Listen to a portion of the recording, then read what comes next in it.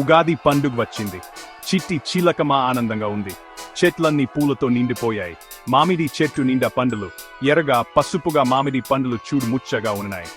చిట్టి జిట్టు జిట్టు అని పిలిచింది. జిట్టు ఒక చిన్న ఎలుక, అది చాలా తెలివైనది.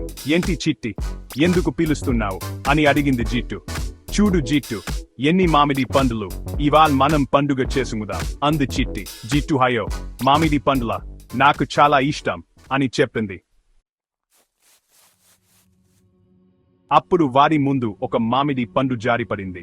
ఆ పండు మిగతా వాటిలా లేదు, అది బంగారు రంగులో మెరుస్తోంది.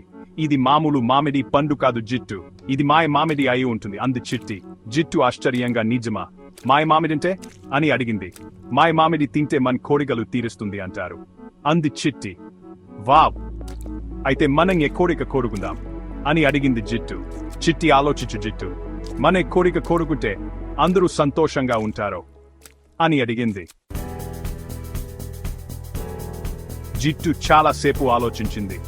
నాకు తెలిసింది చిట్టి, ఈ అడవిలో చాలా రోజులుగా వర్షం పడలేదు, అందుకే చెట్లు ఎండిపోతున్నాయి, జంతువులు తినేందుకు ఏమీ లేక బాధపడుతున్నాయి.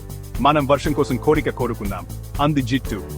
అవును జిట్టు, నువ్వు చెప్పింది చాలా కరెక్ట్, అందరికీ నీళ్లు చాలా ముఖ్యం అంది చిట్టి. వాద్దరూ కలిసి అమ్మాయ మామిడిని తింటూ, దేవుడా దయచేసి మా అడవిలో వర్షం కురిపించు అని కోరుకున్నాయి. వెంటనే ఆకాశం మేఘావృతమైంది. ఉరుములు మెరుపుతో కుండిపోతగా వర్షం పడటం మొదలైంది. చిట్టి జిట్టు చాలా సంతోషించాయి.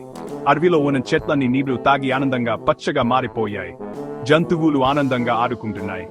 చిట్టి జిట్టు తమ కోరిక అందరికీ ఎంతో ఆనందాన్నిచ్చిందని చాలా సంతోషపడ్డాయి. మనం ఎప్పుడు మన కోరికలు అందరికీ ఉపయోగపడేలా చూసుకోవాలి అని అర్థం చేసుకున్నాయి.